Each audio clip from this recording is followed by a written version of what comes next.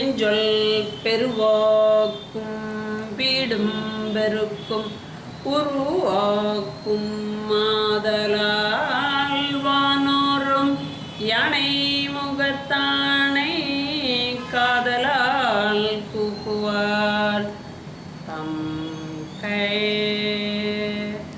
துன்பம் இதை துளைத்தருளும் குருவே போற்றி. தருமபுரம் ஆதீனம் குரு சன்னிதானங்களுக்கும் குருமார்களுக்கும் எனது தகப்பனார் என்.கே. நல்ல குருந்தப்ப சுவாமி அவர்களுக்கும் முதல் கண் என் வணக்கத்தை தெரிவித்து கொண்டு, இவ்வாண்டு குரோதி வருஷம் பிறந்த இந்த வருஷத்துடைய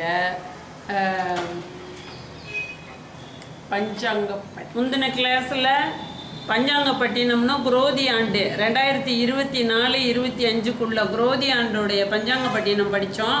அதில் ராஜா, மந்திரி, சேனாதிபதி, தானியாதிபதி அப்படின்லாம் 9 பதவிகளை வகுக்கக்கூடிய 9 கிரகங்களை பற்றி படித்தோம்.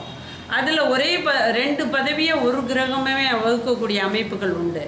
அதுக்கு எப்படி அந்த பஞ்சாங்க நுணுக்கத்தில் நம்ம ஆராய்ச்சி பண்ணோன்னா, அந்த பஞ்சாங்க நுணுக்கத்தில் இருந்து தான் நம்ம ராஜாவை கண்டுபிடிக்கிறோம், மந்திரியை கண்டுபிடிக்கிறோம். யுகாதின்றது சந்திரமானம் அப்படின்னு சொல்லக்கூடிய தெலுங்கர்கள் ஃபாலோ பண்ணக்கூடிய பஞ்சாங்கத்தில் அந்த பங்குனி மாதம் வரக்கூடிய அமாவாசைக்கு மறுநாள் யுகாதின்னு பிரதமை திதி உண்டாகும். அந்த பிரதமை திதி எந்த நாளில் வருதோ அந்த நாள் தான் யுகாதி பிறப்பு, தெலுங்கு வருஷ பிறப்பு அப்படின்னு சொல்லப்படுகிறது. அப்படி தெலுங்கு வருஷ பிறப்பு எந்த நாள் அன்று பிறந்ததோ அந்த நாள் தான் அந்த வருஷத்துக்கு, அந்த நம்ம சௌரமானம்னு சொல்லக்கூடிய சித்திர மாதம் குரோதி வருஷம் தொடங்கும் போது அந்த வருஷத்துக்கும் ராஜா அந்த நாள் தான். அப்போ யுகாதி 2024 ஏப்ரல் மாதம் 9ஆம் தேதி செவ்வாய்க்கிழமை அன்னைக்கு பிறந்தது. அப்போ இந்த ஆண்டுக்கு குரோதி ஆண்டுக்கு அவங்களுக்கு குரோதி யுகாதி அப்படின்னு சொல்லக்கூடிய அமாவாசை பிரதமை திதியில் தொடங்கிடுது. நமக்கு சித்திர மாதம் சயின்டிஃபிக்கலாக நம்ம அரிஸ் அப்படின்னு சொல்லக்கூடிய மேச ராசியில் 360 டிகிரி சுற்றி ஒரு ஆர்பிட் ஃபினிஷ் ஆகி அது குரோதி வருஷம்னு சொல்லக்கூடிய அந்த குரோதி வருஷம் முடிஞ்சு 2023-24 முடிஞ்சு 24-25 ஆரம்பிக்கிற குரோதன வருஷம் ஆரம்பிக்கும் போது அந்த ரிஷபம் இந்த 4 கட்டங்கள் இருக்கு இல்லையா, 12 கட்டங்கள் இருக்கு இல்லையா, இந்த 12 கட்டங்களில் இந்த ஏரியாவில் பங்குனி மாசத்துல சூரியனும் சந்திரனும் ஒன்றா இருக்கக்கூடிய இடத்துல யுகாதி. அது எப்போ நடந்துச்சுன்னா யுகாதி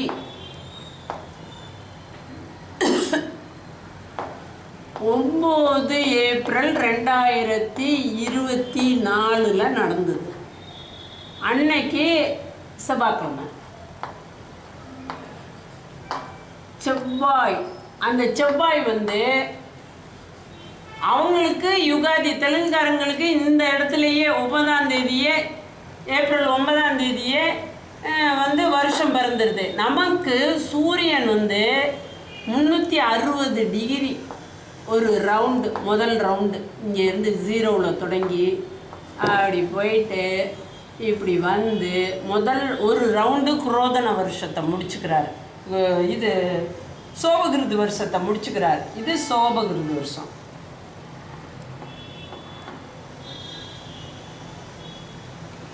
அதை முடிச்சுக்கிட்டு இது இதுதான் 2023-24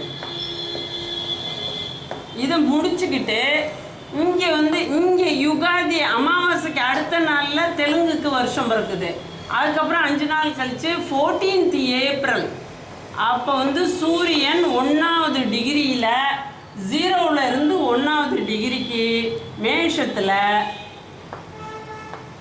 மேஷம்ன்றது சித்திர மாதம் வரும்போது நமக்கு வருஷ பிறப்பு. இங்கே என்ன நடந்தது அப்படின்னா 14th ஏப்ரல் நம்ம வருஷ பிறப்பை கொண்டாடினோம்.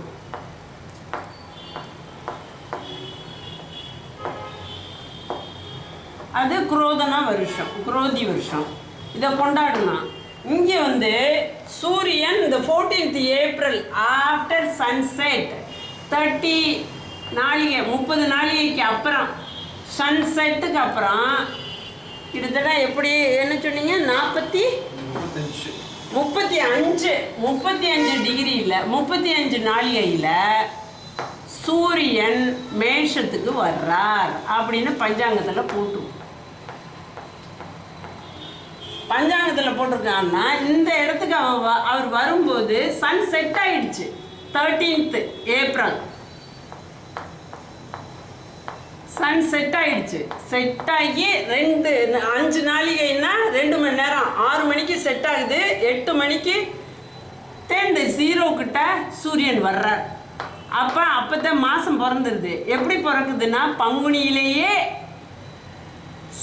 பகல் பொழுதை விட்டுட்டு இரா பொழுதுல அது சூரியன் மேஷத்துக்கு வந்துடுது.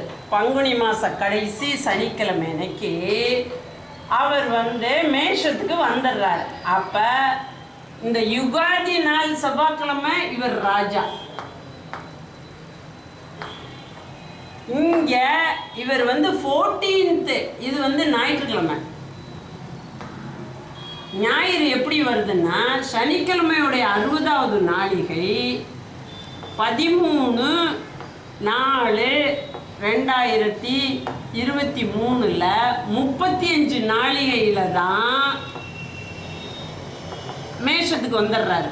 30 நாளிகை வரைக்கும் சாயங்காலம் 6 மணி, 5 நாளிகைக்கு 2.5 நாளிகை 1 மணி நேரம், 5.5 நாளிகைன்றது 2.5 + 2.5 5 நாளிகை, 8 மணிக்கு மேலே அவர் மேஷத்துக்கு வர்றார். அப்போ இட் இஸ் ஆன் சாட்டர்டே. ஏன்னா சூரியன் உதிச்சு அஸ்தமிக்கிற வரைக்கும் சூரியன் உதிச்சு மறு உதயத்துக்கு வரும்போது 14th. அப்போ உதிச்சு 60 நாளிகை தாண்டாமல் 35 நாளிகையிலேயே சூரியன் சனிக்கிழமை கணக்கிலேயே அவர் வந்து மேஷத்துக்கு வர்றார். அப்படி வரும்போது 35 நாளிகைனா 13th நாளிகை சனிக்கிழமை 14th ஏப்ரல் 2024 சனிக்கிழமை. இப்போ சனிக்கிழமைக்கு இந்த 30 நாளிகைன்னா 60 நாளிகை வரைக்கும் அவர் மேஷத்தில் இன்னும் 25 நாளிகை இவர் கடந்து 60 நாளிகை வரைக்கும் போகணும்.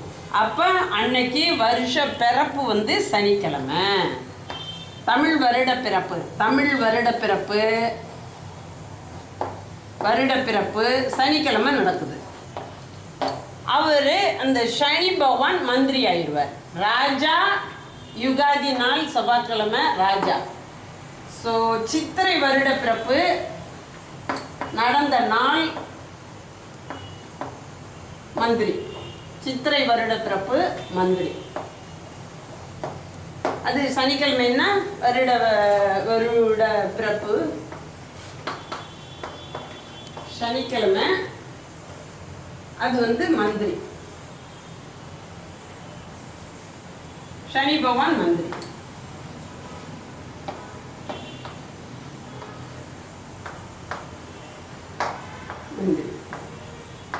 ஆச்சா. அப்ப 9 பதவிகள் இருக்கு. 9 பதவிகளும் இது மாதிரி ஒவ்வொன்றா பார்த்து செய்ய வேண்டியிருக்கு. அப்போ சித்திரை மாதம் பிறந்த எனக்கு அவரை மந்திரி ஆக்குறோம். சித்திரை மாதம் முடிஞ்சு அதுக்கப்புறம் ஆணி மாதத்தில் பிறக்கிறவருக்கு ஆணி மாதம் என்ன கிழமை பிறக்குதோ சித்திரை வைகாசி இல்லை அர்க்கியாதிபதி ஆணி மாதத்தில் பிறக்கிறது. ஆணி மாதம் என்னைக்கு பிறக்குதோ அன்னைக்கு அவர் அர்க்கியாதிபதி. நம்மளுடைய குரோதி வருஷத்துடைய ராஜா செவ்வாய், மந்திரி சனி பகவான். அடுத்து வந்து அந்த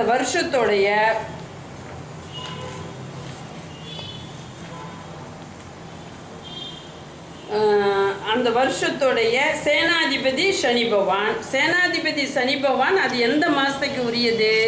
சேனாதிபதி அப்படின்றது ஆவணி மாதம். இவர் இந்த மாச சூரியனுக்கு சேனாதிபதி.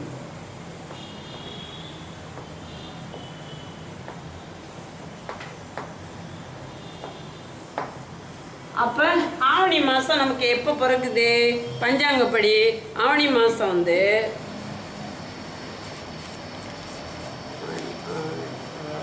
ஆவணி மாதம்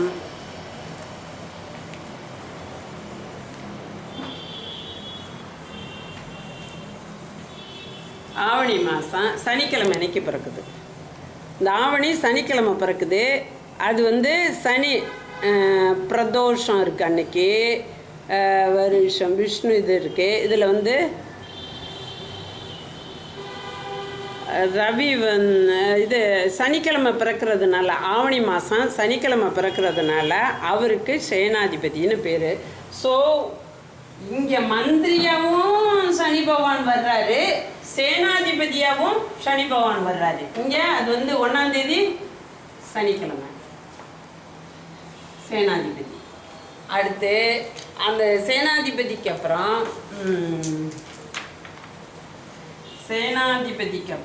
ராஜா, மந்திரி, சேனாதிபதி, சஸ்யாதிபதி. செவ்வாய் சஸ்யாதிபதி. ராஜா செவ்வாயா இருக்கார். செவ்வாய் வந்து சஸ்யாதிபதி. ஆடி மாதம் இங்கே சசின்னா என்ன? சந்திரன் இல்லையா? சசியாதிபதி.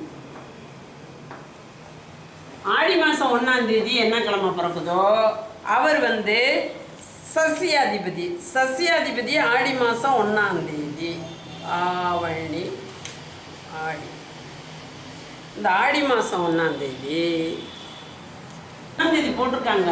இங்கே போலவே சூரியன் அஸ்தமிச்சதுக்கு அப்புறம் கடகத்தில் ரவி 31.4. 31 தானே? 30ன்றது சூரியன் அஸ்தமிச்சிரும். ஒரு பகல் பொழுது முடிஞ்சிருது. பகல் பொழுதுல பிறக்காத மாதம், இரவு பொழுதுல பிறக்கிற மாதம் அந்த அந்த முத நாளத்தான் சேரும். சரியா? அப்போ இங்கே வந்து செவ்வாய் ராஜாவே அகைன் சசியாதிபதி. செவ்வாய்க்கிழமை அன்னைக்கு சூரியன் பேர்ந்துடுறார். அவர் வந்து சசியாதிபதி. சசியாதிபதிக்கு அப்புறம் மந்திரி, சசியாதிபதி, தானியாதிபதி மார்கழி மாதமாக இருக்கும். தானியாதிபதின்றது தானியங்கள். மார்கழி மாதம் தான் தை பிறந்தா வழி பிறக்கும்னு சொல்லிட்டு தானியாதிபதி மார்கழி பிறப்பு. மார்கழி என்னைக்கு பிறக்குதுன்னு பாருங்க. அப்போ மார்கழி வந்து டிசம்பர் 14 பிறக்கும்.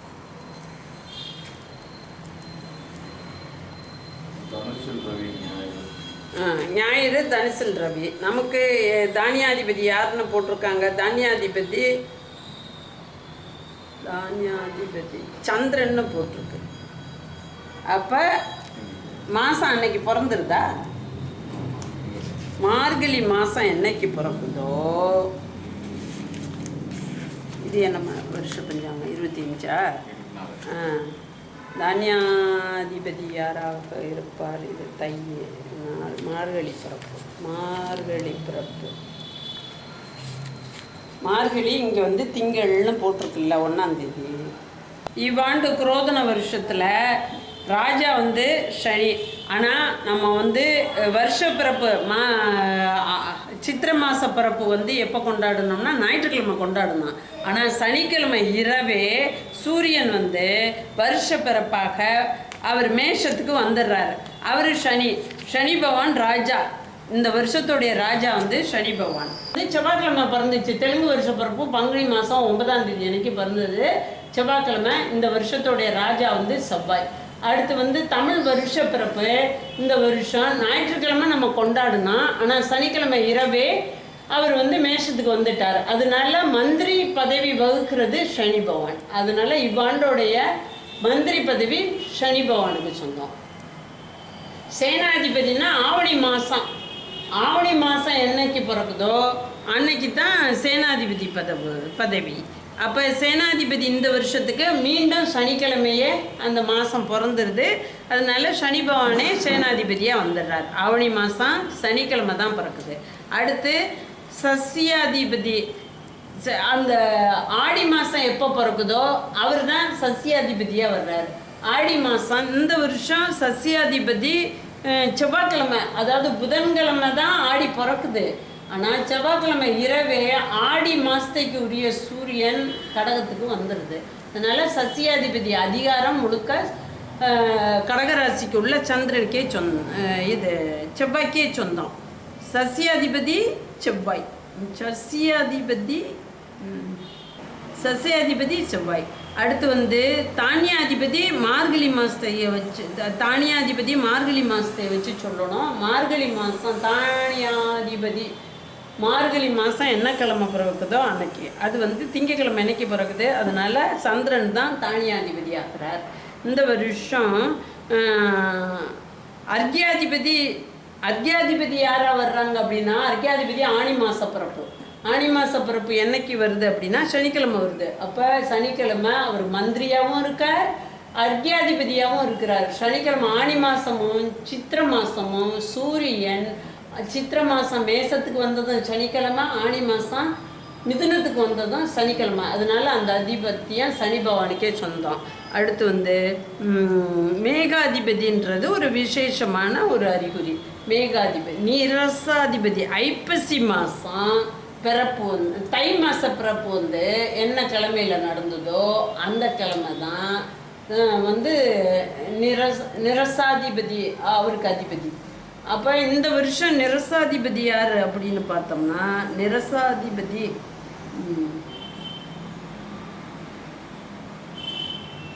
ரசாதிபதி குரு. வியாழக்கிழமை அன்னைக்கு ஐப்பசி மாதம் பிறந்திருக்கு. நிரசாதிபதி செவ்வாய்க்கிழமை. அப்போ ராஜா, அதுக்கப்புறம் வந்து இது செவ்வாய்க்கிழமை வந்து 3 பதவி, செவ்வாய் நாளைக்கு 3 பதவி. தை மாதமும் செவ்வாய்க்கிழமை அன்னைக்கு பிறகுது, அதனால நிரசாதிபதி செவ்வாய். ரசாதிபதின்றது ஐப்பசி மாதம் வியாழக்கிழமை அன்னைக்கு பிறக்குது, அதனால குரு வந்து இது ரசாதிபதி ஆகிறார். மேகாதிபதி எப்படின்னா ஆணி மாதத்தில் சித்திர நட்சத்திரத்தில் சூரியன் எப்போ புகுதோ அந்த கிழமை என்னன்னு பார்த்து மேகாதிபதி எப்படி கணிக்கணும்னா, ஆணி மாதம் திருவாதிரை நட்சத்திரத்தில் சூரியன், ஆணி மாதன்றது மிதுன மாதம், மிதுன மாதத்தில் மிருகசீஷன் திருவாதிரை புனர்பூசம் 3 நட்சத்திரம் இருக்குது. 3 நட்சத்திரத்தில் மிருகசீஷ நட்சத்திரம் 2ஆம் பாதம் 3ஆம் பாதம் 4ஆம் பாதம் முடிஞ்சு 5ஆம் இது திருவாதிரை 1ஆம் பாதத்தில் எப்போ சூரியன் போகிறாரோ அந்த கிழமைய மேகாதிபதினு சொல்லுவோம். அதுதான் இந்த 9 கிரகங்களும் 9 பதவிகள் இருக்கு. எல்லா கிரகங்களும் இருக்குல்ல, ராகு இது அல்லாத மற்ற 5 கிரகங்கள் 7 கிரகங்கள் வாரத்தின் நாட்களாக இருக்கிற அந்த அதிபதிகளின் அதிகாரத்தை கொண்டு நடக்குது. மேகாதிபதி மட்டும் ஆணி மாதம் திருவாதிரை நட்சத்திரத்தில் சூரியன் வரும்போது அந்த இது வந்து அந்த அதிபதியை வந்து மேகாதிபதியாக வச்சுருக்கோம். நம்மளுக்கு மேகாதிபதி இந்த வருஷம் சனி பகவான். நல்ல மழை பெய்யும்னு சொல்லியிருக்காங்க. ஒவ்வொரு கிரக இது நாள் கிழமைகள் பிறப்பெல்லாம் வந்து அதிபதியை காமிக்குதுன்னு சொன்னோம். 9 பதவியில் இருக்காங்க. ராஜாவாக இருக்கிறவர் குதிரைகளுக்கு அதிபதி, மந்திரியாக இருப்பவர் யானைகளுக்கு அதிபதி, சேனாதிபதியாக இருப்பவர் பசுக்களுக்கு அதிபதி, தானியாதிபதியாக இருப்பவர் ஒட்டகங்களுக்கு அதிபதி, அர்க்கியாதிபதியாக இருப்பவர் பறவைகளுக்கு அதிபதி, சசியாதிபதியாக இருப்பவர் குடிமக்களுக்கு அதிபதி, ரசாதிபதியாக இருப்பவர் சர்ப்பங்களுக்கு அதிபதி, ஊர்வனவற்றுக்கு அதிபதி, நிரசாதிபதியாக இருக்கவர் கிரகங்களுக்கு அதிபதியாக வர்றார், மேகாதிபதியாக இருக்கிறவர் மரங்களுக்கு அதிபதியாக வர்றார். இப்போ இவைகளை வந்து நம்ம பிரிச்சுக்கணும். இப்போ நம்ம நவீன காலத்தில் எல்லார் வீட்லேயும் குதிரை கிடையாது, ஆனால் குதிரை மாதிரி கார் வச்சுருக்கோம், பைக் வச்சுருக்கோம், சைக்கிள் வச்சுருக்கோம். குழந்தைகள் சைக்கிள் வச்சுருப்பாங்க, மிடில் ஏஜுக்காரங்க கார் வச்சுருப்பாங்க, டீனேஜுக்காரங்க பைக் வச்சுருப்பாங்க. யானைக்கு அதிபதியாக வர்றதுன்னாக்க எர்த் மூவர் அது இதெல்லாம் வச்சுருக்காது இந்த யானைக்கு சொந்தம். பசுக்களுக்கு அதிபதியாக இருக்கிறதுனா கமர்ஷியல் கேட்டில் ஃபார்ம் அப்படின்னு சொல்லக்கூடிய அமைப்பு. அப்படின்னா என்ன அர்த்தம்? பசுக்கள்லேருந்து பால் வரும், கன்றுக்குட்டி விற்பாங்க. அதே போல் இந்த எருமை மாடுகள்லாம் வச்சுருந்தாங்கன்னா நல்ல அடர்வான பால்கள், ஸ்வீட் செய்யக்கூடிய பால்கள் உற்பத்தி ஆகுது. அப்போ அந்த இடத்துல இருந்து கமர்ஷியல் வியாபாரத்துக்கு சொந்தமானது. சேனாதிபதி வந்து பசுக்களுக்கு அதிபதி. ஒட்டகங்கன்னா தானியங்கள் ஏற்ற இறக்க தண்ணியே இல்லாட்டினாலும் ஒட்டகம் வயிற்றுக்குள்ளே 11 பேக்கில் இருக்கிற தண்ணியை எடுத்து குடிச்சிக்கிட்டு இந்த பாலைவனத்தில் நடந்து போகலாம். இந்த ஒட்டகங்களுக்கு அதிபதி. அப்போ வறட்சியான இடங்களில் கப்பல் போல் பயன்படுத்தக்கூடிய அமைப்பில் உள்ள ஒட்டகங்கள் ரொம்ப லாங் இதுக்கு பிரயாணத்துக்கு எடுத்துகிட்டு போகிறதுக்கு அதுக்கு அதிபதி தான் வந்து அந்த தானியாதிபதி. அர்க்கியாதிபதின்றது பறவைகள் நம்மளை சுற்றி இருக்கக்கூடிய பறவைகள், அதுகளுக்கு அதிபதியாக வர்றவர். சசியாதிபதி குடிமக்கள். இந்த வருஷம் சசியாதிபதியாக வர்றது திங்கள். ரசாதிபதியாக இருக்கக்கூடிய சர்ப்பங்கள்னாக்க தரையில் ஊறக்கூடியது, விஷம் உள்ளது, பூச்சிகள், புழுக்கள், இவைகள்லாம்.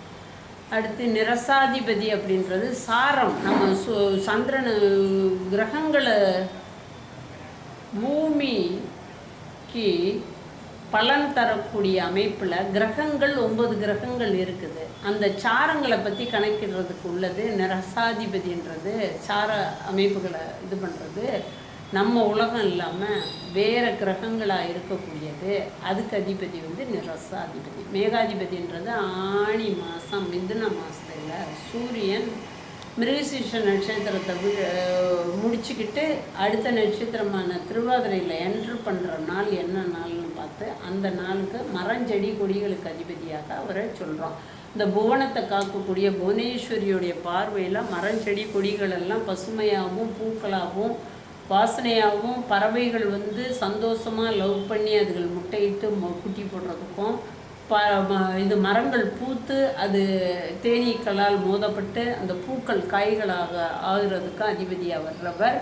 ஆருத்ரா நட்சத்திரத்தில் சூரியன் சஞ்சரிக்கையில் தான் அந்த ஆடல் அரசன் நடராஜருடைய சிற்றம்பலத்துக்கு அதிபதியான நடராஜருடைய திருவாதிரை நட்சத்திரத்தில் சூரியன் வரும்போது மரஞ்செடி கொடி எல்லா இயற்கை எறும்பு முதல் 8000 உயிர்களுக்கும் சொந்தமான விளையாட்டு திருவிளையாடலை செய்யக்கூடிய அமைப்பை கொடுக்குது. அதனால் அது நட்சத்திர சாரம் எடுக்கும்போது அதுக்கு அதிபதியாகிறாங்க.